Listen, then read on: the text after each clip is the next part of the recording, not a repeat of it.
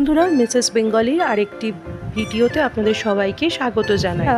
সিকিম সেদিনকেই পৌঁছে গেছিলাম গ্যাংটকেতে সন্ধ্যে 7:30টার সময়। তারপর একটু রেস্ট নিয়ে ফ্রেশ হয়ে রাত্রিবেলা 10টার সময় নেমে আসি খাবার উদ্দেশ্যে। এই যে দেখতেই পাচ্ছ, আমি রেডি হয়ে বসে আছি।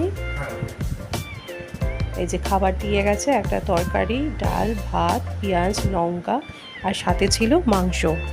আমরা যেহেতু হোমস্টেতে ছিলাম, এখানে খাওয়া দাওয়া সবই ওনাদের আন্ডারে। মেনু পুরোপুরি ওনারাই ডিসাইড করতেন, আর খাওয়ার কোয়ালিটি খুবই ভালো ছিল।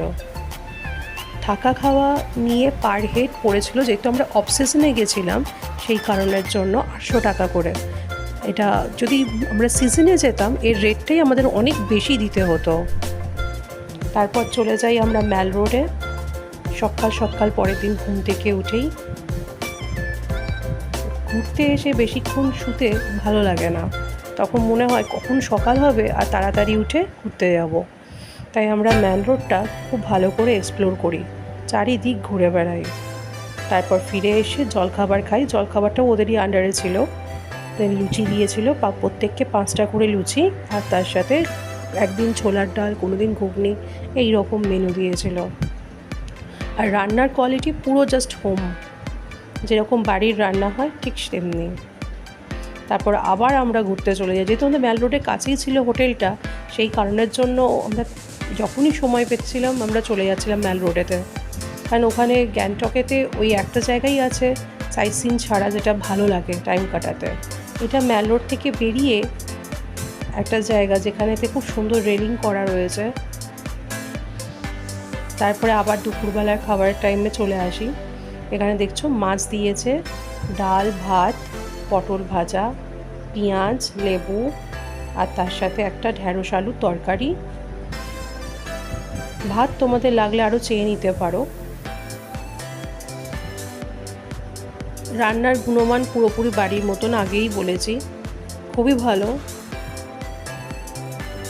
তারপর আবার একটু রেস্ট নিয়ে সন্ধে হতেই আমরা আবার বেরিয়ে পড়ি আবার ম্যাল রোডেতে। আমরা প্রথম 2 দিন ম্যাল রোডেই ছিলাম। প্রথমে ভাবতে পারিনি যে আমরা সাইট সিন যাবো, কারণ বিভিন্ন জায়গায় ল্যান্ডস্কেপ হওয়ার জন্য অনেক জায়গায় বন্ধ হয়ে গেছিলো। সেই কারণের জন্য নর্থ সিকিম তো যাওয়াই যাচ্ছিল না, সেই কারণের জন্য আশপাশেই ভেবেছিলাম থাকবো। কিন্তু তারপর যখন শুনলাম যে সাইট সিন এমনি নর্মালি গ্যাংটকের মধ্যে ঘুরতে পারবো, অসুবিধা নেই, সেভ আছে, তো তারপরে আমরা সাইট সিনের জন্য বেরোবো বলে ডিসাইড করি। না তো প্রথম 2 দিন আমরা গ্যাংটকেরই আশপাশে হেঁটে হেঁটে ঘুরে বেরিয়েছিলাম। এই যে দেখছো জায়গাগুলো কি সুন্দর লাগছে, দূর থেকে পাহাড় দেখা যাচ্ছে। আমার তো এই জায়গাটা সব থেকে বেস্ট লেগেছে। এখানে গাড়িগুলো রয়েছে, এখানে সিকিম ঢোকার মুখটা এটা।